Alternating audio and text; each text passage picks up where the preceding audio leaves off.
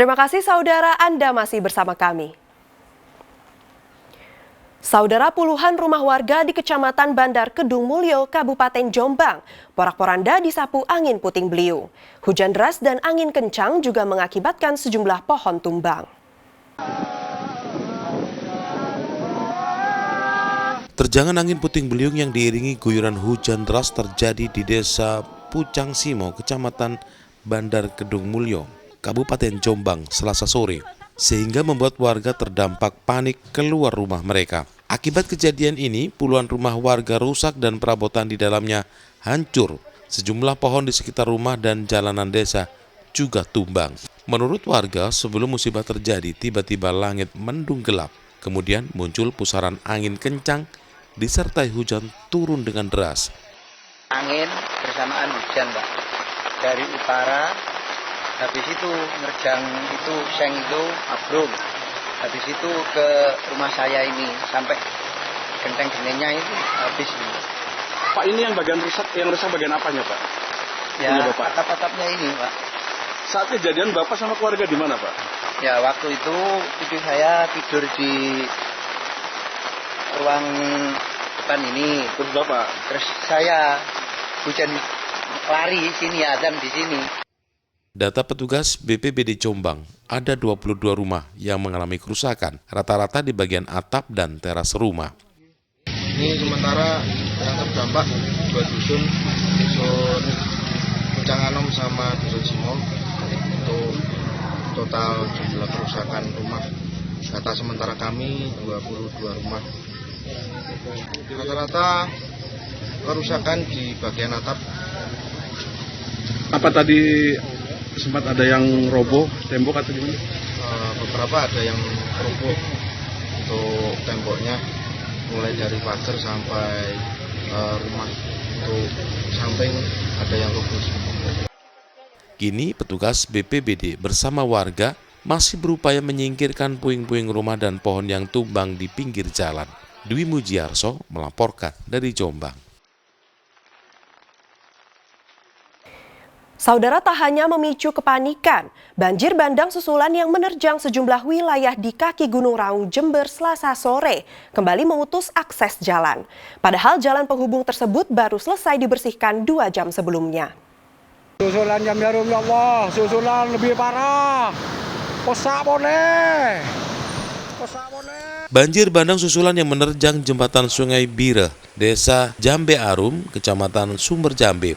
Padahal jembatan itu baru saja bisa dilewati setelah dilakukan pembersihan 2 jam sebelumnya secara bergotong royong. Namun Selasa sore banjir yang membawa material air bercampur lumpur kembali meluber hingga ke lahan pertanian serta meluber ke badan jalan. Tak hanya di lokasi ini, banjir bandang susulan juga memutus akses jembatan di Dusun Kerajaan, Desa Jambe Arum.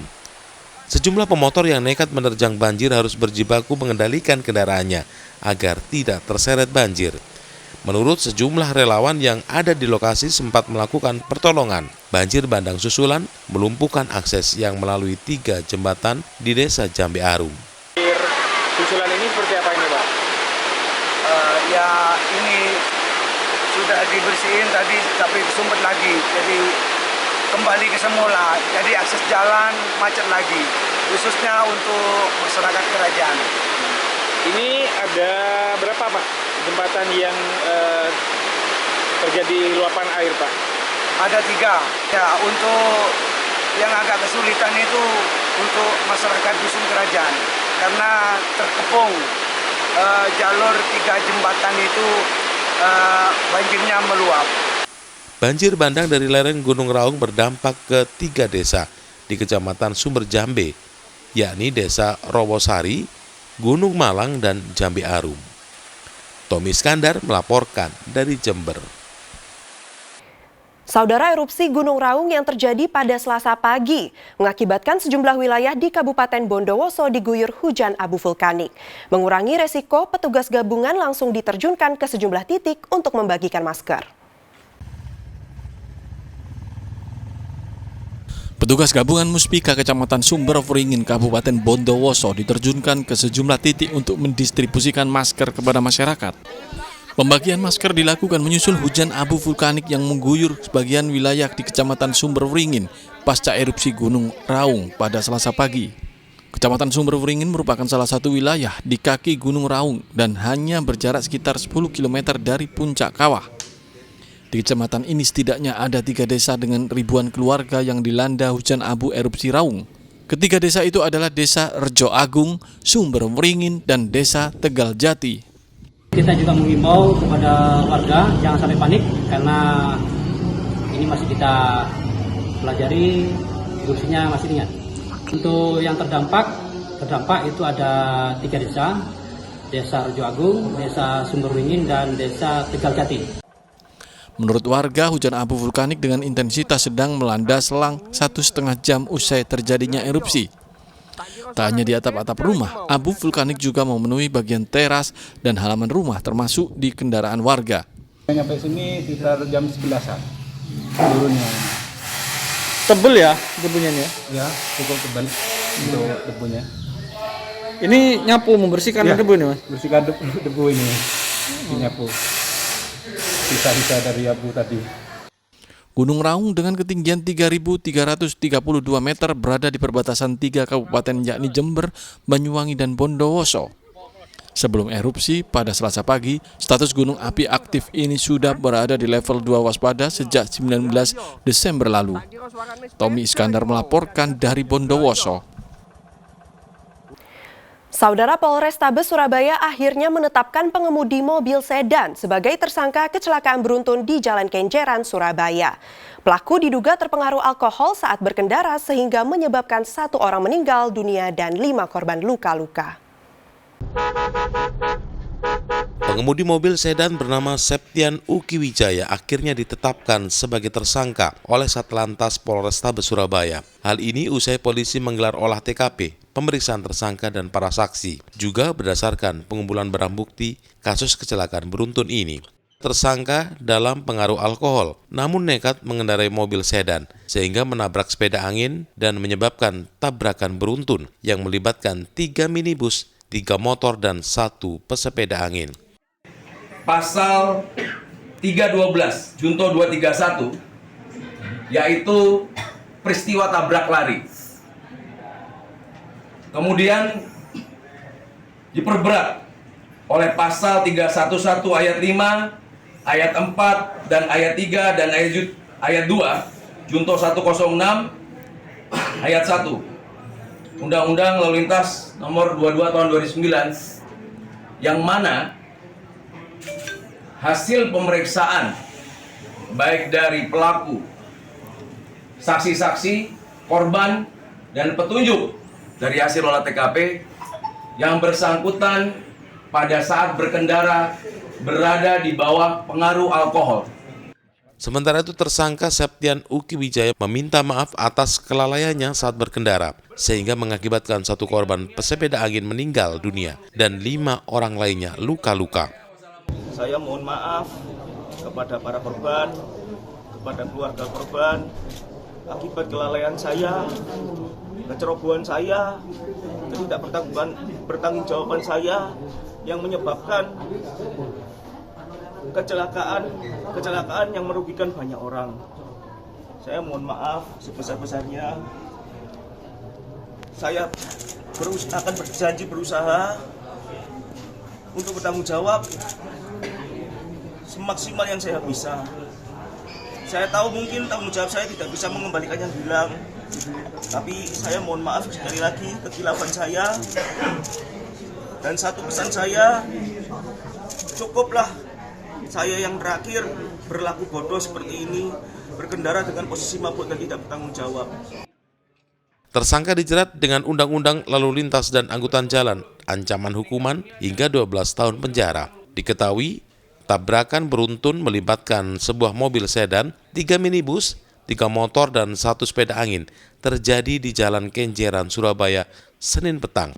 Kecelakaan dipicu karena pengemudi mobil sedan, Septian Ukiwijaya, mengemudi dalam pengaruh alkohol. Slamet Riyadi melaporkan dari Surabaya. Saudara, pasar murah Nataru digelar di kantor kelurahan di Pamekasan, Madura. Program dari Disperindak Pamekasan ini disambut antusias warga sekitar karena sangat membantu warga untuk memenuhi kebutuhan pokok di momen Nataru seperti saat ini.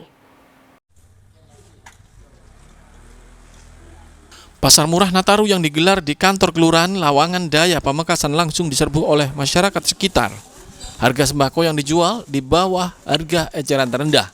Untuk beras premium dijual dengan harga Rp68.500, sedangkan beras biasa dijual seharga Rp57.500. Untuk minyak goreng dijual Rp15.000 hingga Rp16.000, sedangkan gula pasir dijual Rp17.000. Program pasar murah Nataru ini disambut antusias warga kelurahan setempat karena sangat membantu warga untuk memenuhi kebutuhan pokok di momen Nataru seperti saat ini. Yang pada hari ini kebetulan untuk Kelurahan Lawangan Daya kebagian mengadakan pasar murah untuk masyarakat Kelurahan Lawangan Daya.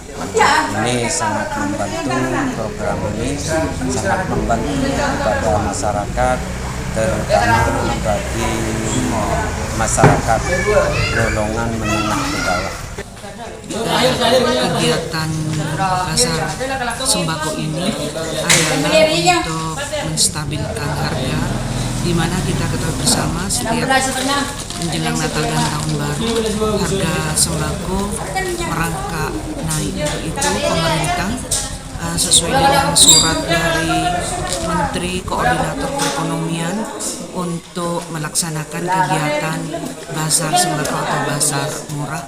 Program pasar murah ini akan terus dilaksanakan di berbagai wilayah di Kabupaten Pamekasan hingga akhir tahun 2024. Fatur Rosi melaporkan dari Pamekasan.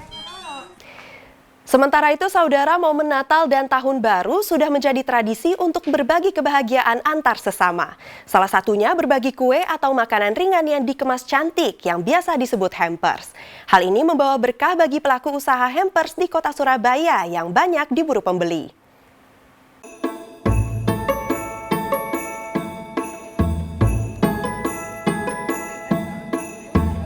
Semarak Natal membawa berkah tersendiri bagi para pelaku bisnis hampers di Surabaya. Salah satunya adalah toko kue kering rumahan di Kampung Ketandan, Surabaya. Di momen Natal dan Tahun Baru ini, banyak warga yang membeli parsel sebagai hadiah untuk kerabat, teman, dan relasi. Di toko ini disediakan berbagai varian kue kering yang dikemas dengan cantik, dilengkapi ornamen khas Natal dan Tahun Baru.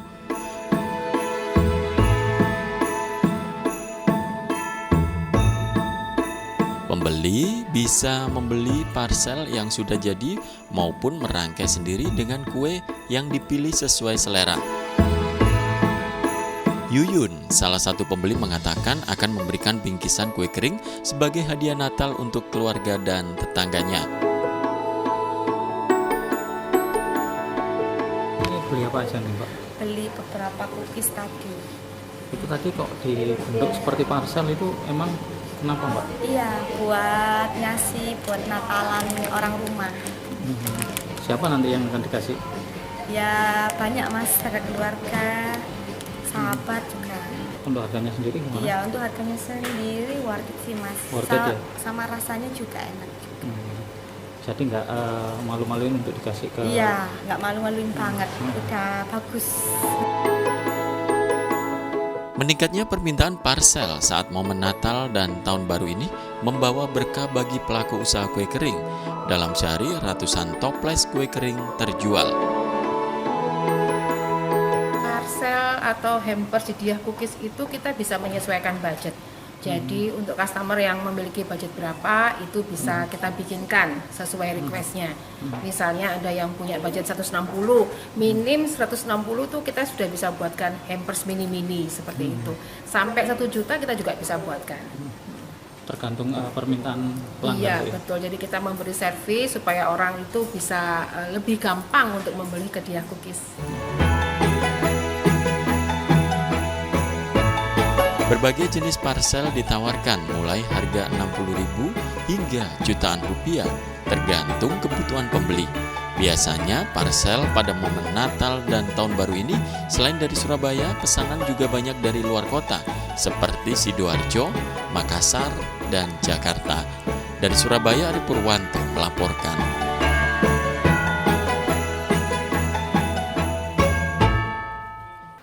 Dan saudara, informasi tadi sekaligus menjadi akhir perjumpaan kita dalam Liputan 6 SCTV Daerah Jawa Timur kali ini. Atas nama seluruh kru yang bertugas, saya Keisha Prabawa mengucapkan terima kasih atas perhatian Anda. Selamat beraktivitas dan salam SCTV.